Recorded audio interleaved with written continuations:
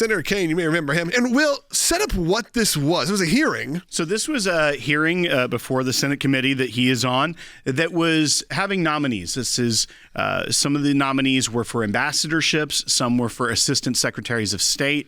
And this specific question was going to someone who was nominated to be assistant secretary of state for humanitarian issues. And he was questioning why the individual agreed with effectively what the Secretary of State himself, Marco Rubio, had said was policy, that the government doesn't give us rights, that these rights are given by God, and that we the government is to protect those rights. And he was very concerned with why he would agree with that statement, even though it's in the, Declaration of Independence, some of our founding documents. Yeah, a lot of talk, but a lot of this creative is talk. What Senator Kaine, how he responded after asking this nominee about this notion, believing that that the rights of Americans and everyone comes from God, not the government. Bite one. The notion that rights don't come from laws and don't come from the government, but come from the Creator, that's what the Iranian government believes. It's a theocratic regime that bases its rule on Shia law and targets Sunnis, Baha'is, Jews, Christians, and other religious minorities. And they do it because they believe that they understand what natural rights are from their Creator. So the statement that our rights do not come from our laws or our governments is extremely troubling. And this morning, the president himself was at the Museum of the Bible. There was an event there talking about many things, but one of the key things that President Trump was talking about is this task force. And members of our team were there. That's right. Yeah. Some of our attorneys were in attendance. But this task force that was created by executive order back in February that the Department of Justice heads and Pam Bondi is the chair of, but it is to eradicate anti-Christian bias. And President Trump made a reference to the senator in his statement today because of that, why we need such a task force. Let's go ahead and roll bite 4. The need for this commission has never been more clear than it was last week when the ineffectual senator from Virginia, a man named Tim Kaine, stated that the notion our rights come from our Creator is, quote, extremely troubling to him. Very troubling, isn't it troubling? Isn't that terrible, though? How he would say something like that, and advocated really by a totalitarian regime. This is what they say.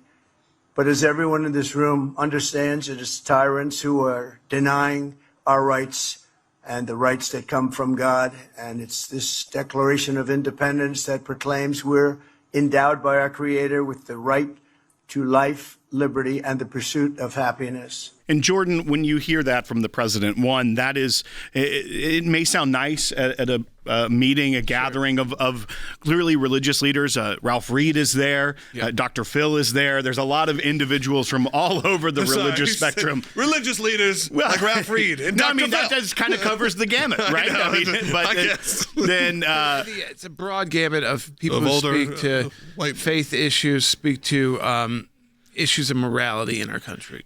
And when you hear that from the president, it's not just the words that he's speaking, but it is backed up by the action.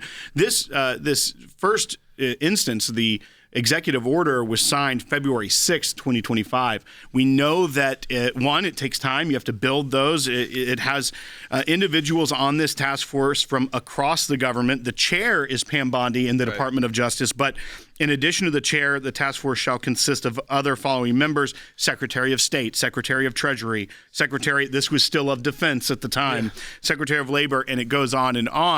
And we know that we are now working. We've already provided an initial report to the DOJ. We look to help in any way possible. Because, Jordan, it takes time. It does. Especially when you're coming off of a Department of Justice like we had under President Biden, where they were doing the opposite of this. They weren't protecting the religious liberty and freedom of Americans. They were going after that aggressively. One, you have a lot of holdovers. You have other people that wasn't their purview per se, but they just weren't looking into these types of bias in the federal government.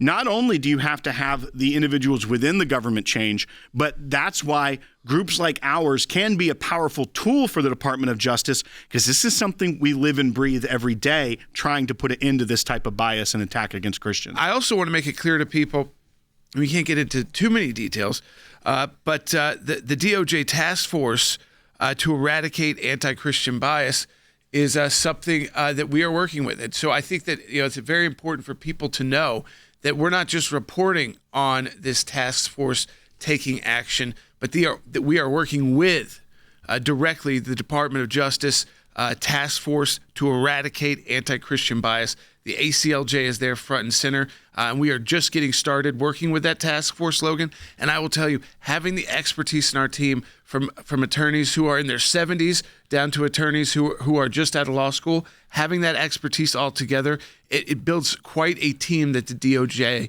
can then utilize. Well, I know a lot of people will look at something like an anti-Christian bias, but they go, this is like a rhetoric that the right wing is using. But you see what's happening around the world.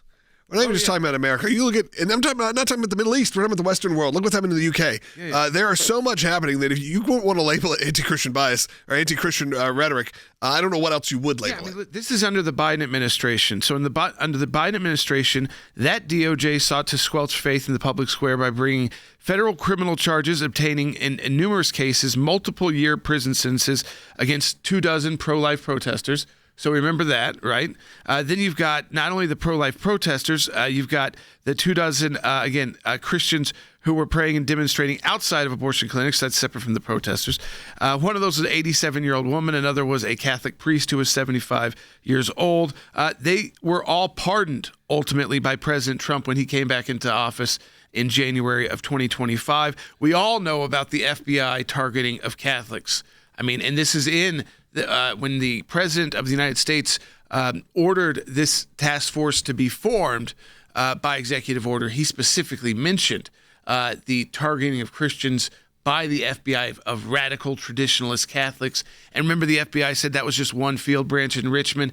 And then we found out through people like Garrett O'Boyle and others that we represented, these FBI whistleblowers, that in fact that memo had gone out to thousands of FBI offices. To me, when I hear thousands of FBI offices, that's probably all of the FBI offices in the country. I mean, there can't be many more than thousands. I mean, yeah, it's like someone hit reply all with that. And so they lied to us about how many people it went to. They lied to us about, we jumped right on and it corrected to it. They did not remove it until ultimately we put our foot down and said, you must. Similar, that training that happened inside the military. Yeah, when we had Operation Rescue listed as a terror group.